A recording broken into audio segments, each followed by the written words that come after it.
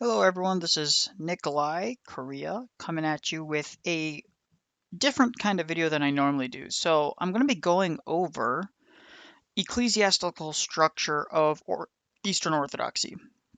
And I'm hoping this will help both Orthodox people and non-Orthodox people understand the various issues that go on in the Orthodox Church and how the Orthodox Church kind of operates. We're going to be using this little diagram. It's not perfect, but it's a decent diagram to at least get an idea of the various different churches and autonomous churches that are in there. Now, the first thing we're going to go over is that there needs to be an understanding. There is really two distinctions for Orthodoxy. The first distinction is autocephalous churches. These are self-governing churches in different areas of the world that appoint their own hierarchy, have their own bishops, but are universally recognized by everyone else as being fully Orthodox or in communion with one another.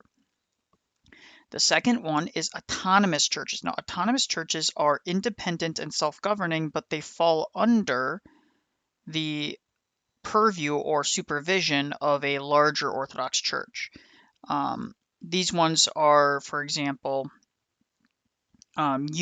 typically those ones over time may be, if necessary, granted autocephalous status once they become big enough to be able to manage themselves, essentially, right?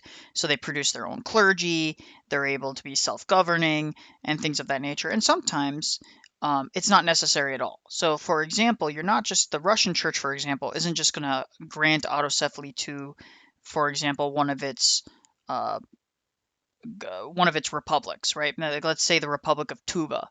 Tuva isn't ever going to grow large enough or significant enough for it to ever justify being its own independent autocephalous church. However, some autonomous churches will grow that large because of the distinct cultural tradition, the distinction of governance and other things that would be required, right? So these things need to be understood. Now, we're going to go over each and every one of these and then help explain the current issue between Moscow and the Ecumenical Patriarchate. But that will be towards the end. So if you're interested in that, you can probably skip off on to the end. Now, hopefully you guys can see everything fine, but basically these purple circles are all of Eastern Orthodoxy. Why they didn't just do one big circle, take that up with the the larger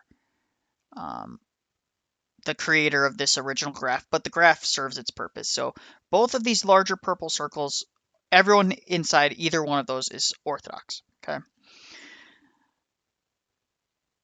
Churches with purple names are autocephalous. That means they are self-governing, independent churches. Now, we're not going to pay attention to overlappings or anything like that. Okay, it's irrelevant. We're not even going to bother with that. It's way too big of an issue to even get into. So the first thing is one, I'll list through the autocephalous churches first. The Ecumenical Patriarchate of Constantinople is primarily based in Istanbul, Turkey, or Constantinople, Turkey. Its leader, the Ecumenical Patriarchate, is considered the first among equals in the Orthodox world, holding a primacy of honor, but no direct authority over the other churches. And that primacy of honor can be lost.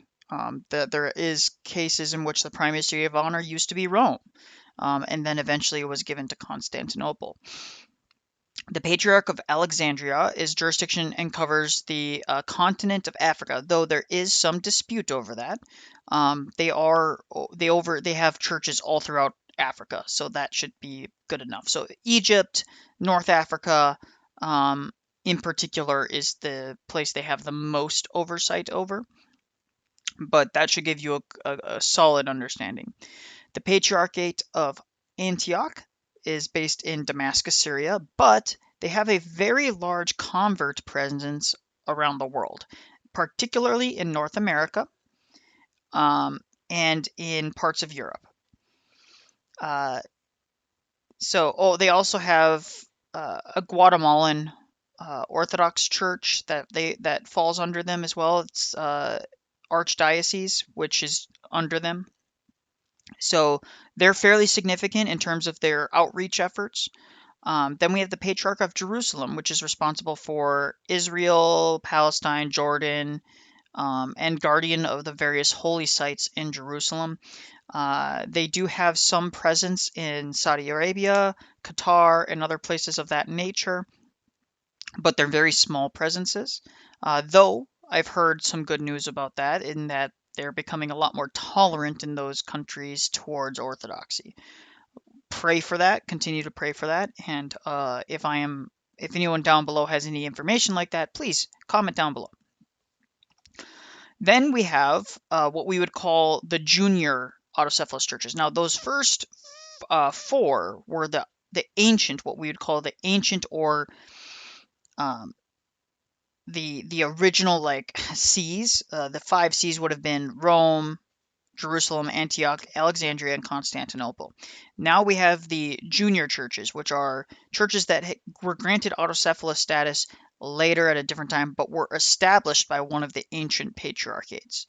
That would be the Russian Orthodox Church. Now, the Russian Orthodox Church is the largest of the Orthodox churches by number of adherents and its territory in which it encompasses. That would include Russia, Belarus, Ukraine, and other churches. Then we have Serbia, the Serbian Orthodox Church, Autocephalous Church of Serbia, Bosnia, Herzegovina, Montenegro, and Croatia. It formerly was also over the Macedonian Orthodox Church. Now, the Macedonian Orthodox Church was very recently brought back into communion with Serbia. Now, Serbia and Macedonian Orthodox Church had schismed, and then the rest of the churches recognized it as a schism. And then after that had happened, Serbia basically, right here, reunited with these. The rest of them did not initially comment on this. So none of the other independent churches commented on Macedonian issue, because that is Serbia's issue. That was Serbia's patriarchate that split off, or autonomous church that split off. Then Serbia and Macedonia, after about 50 years, came back into communion with one another. About a month or two later, if memory serves, Serbia formally recognized them as autocephalous, meaning that they are their own independent patriarchate. The Macedonian Orthodox Church is now a junior patriarchate, and we thank God, give glory to God for bringing them back into the fold. Every other church has essentially recognized Macedonia as autocephalous, except for Constantinople, who was kind of saying that Constantinople claims they're the only one that can grant autocephaly. This is, of course, ridiculous. That's not how it's ever worked. That's part of the reason, and that we'll get into that more when we talk about the Russian-the-Greek dispute. The next church we're going to talk about is the Romanian Orthodox Church. Now, the Romanian Orthodox Church is the second largest church by population, and serves Romania and Moldova.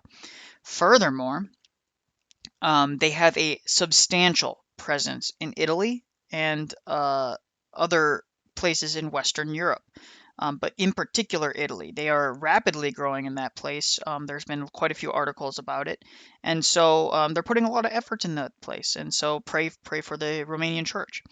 The Bulgarian church is the Bulgarian Orthodox Church, autocephalous for Bulgaria.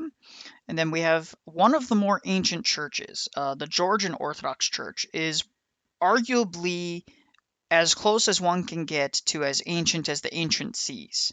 It was one of the first churches to ever be granted autocephalous status, and is autocephalous over the country of Georgia. There's the Church of Cyprus, which is autocephalous church for the island of Cyprus. There's the Church of Greece. Now, people get confused that the EP and the Greek churches are not the same, in fact. The reason the Greek Archdiocese in America is called GOARC is actually, it's not actually under the Greek Church. It is actually under the Ecumenical Patriarchate. But the actual church in Greece, where the native Greeks go, is governed by the Greek Church. So that is sometimes confusing, but it's kind of an issue that Greek people would have to explain more thoroughly. Now, technically, Mount Athos, which is famous amongst all of Orthodoxy, is under the Ecumenical Patriarchate, but it's kind of self-governing.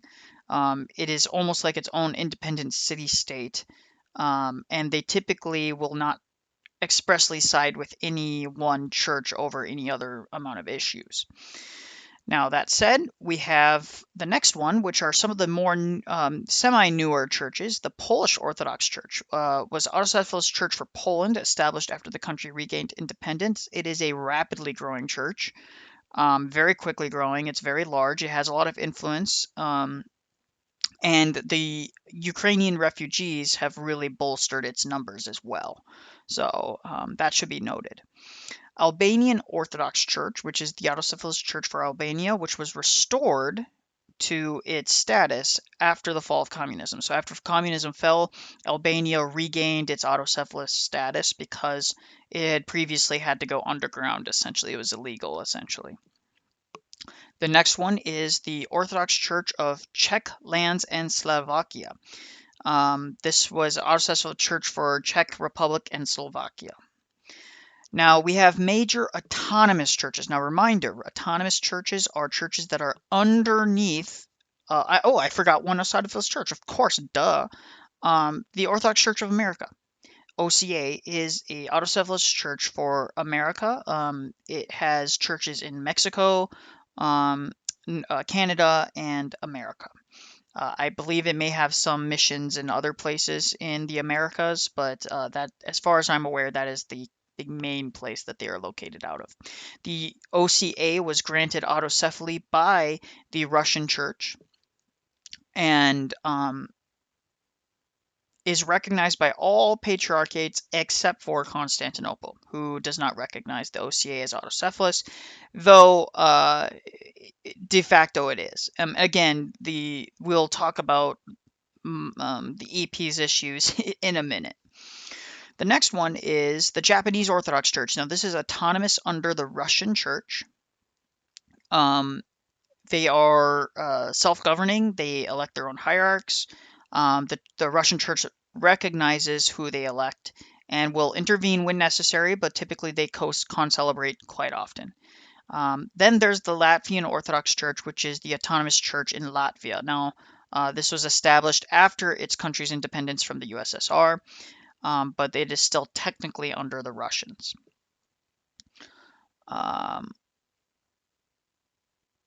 Then we have the autonomous church under Jerusalem, which is the Sinai Orthodox Church. Autonomous, consisting mostly of a monastery and a couple of its dependencies. It's not very large at all.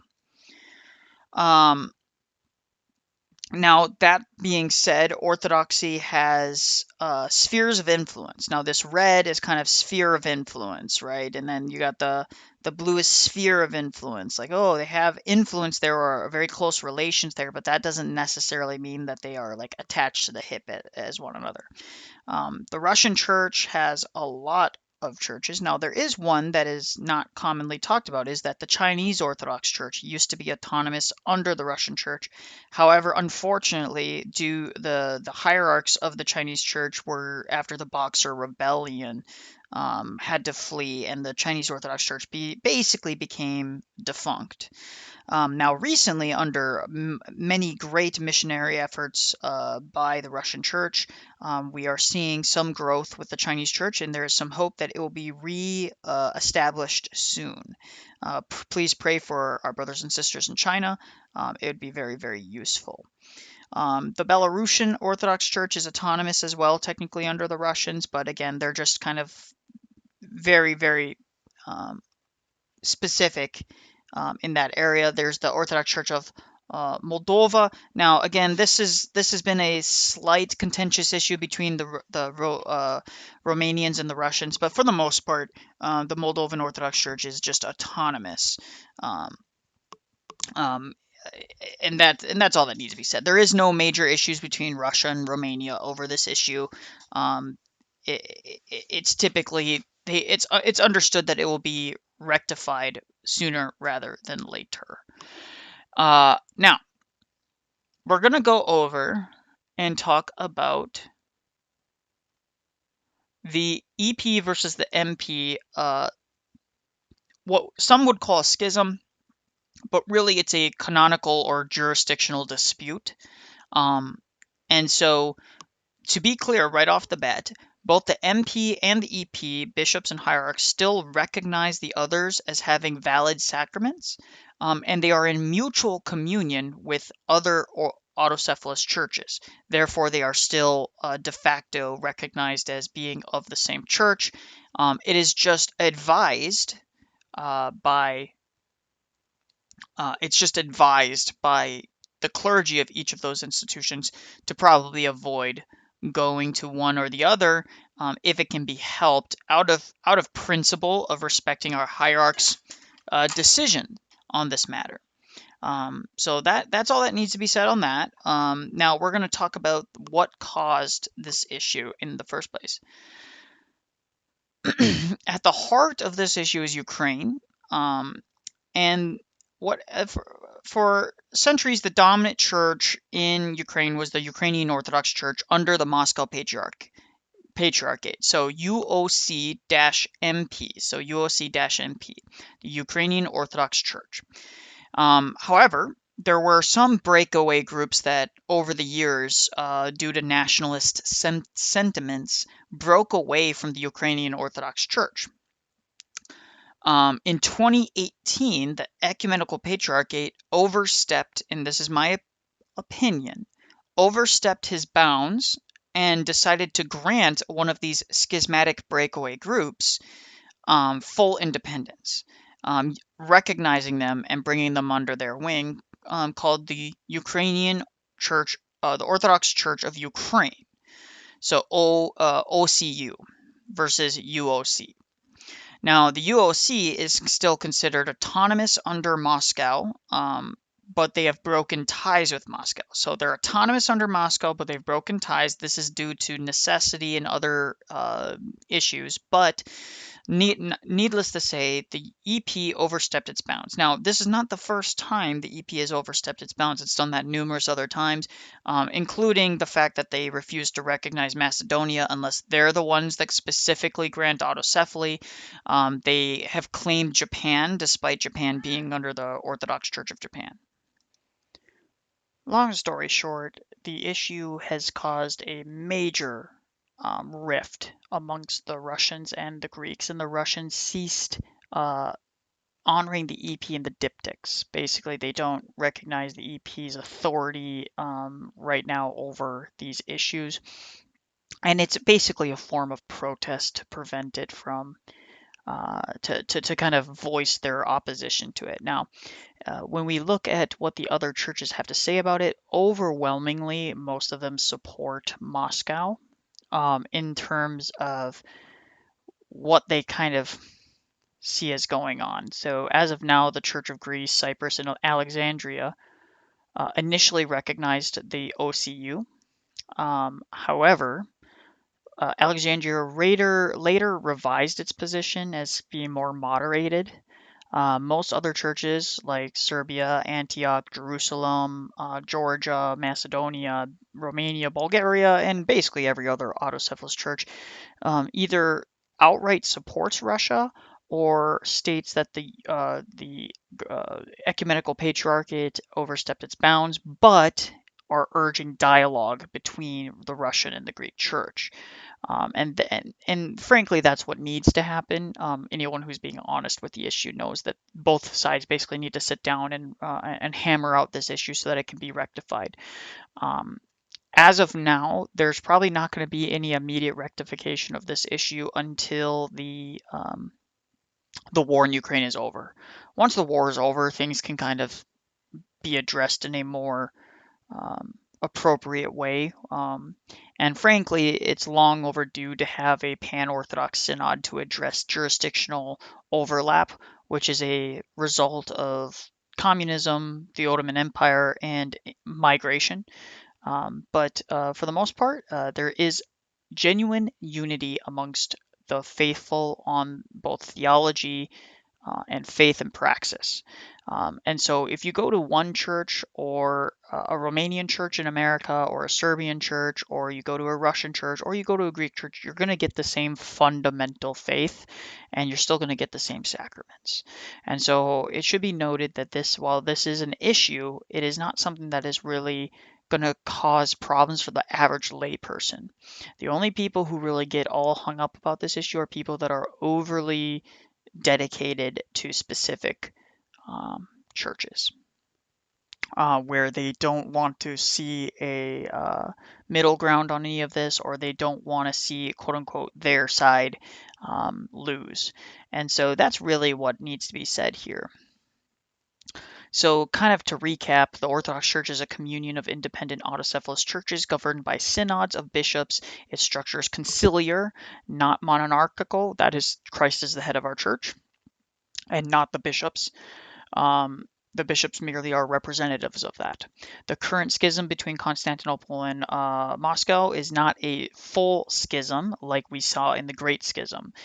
Over Ukraine is of profound conflict, and it really has to do with authority, jurisdiction, and canonical territory. And that's really what we have to look forward to. So we would argue that, or I would argue, I should say, that this issue will be rectified sooner rather than later. It is just going to take some time.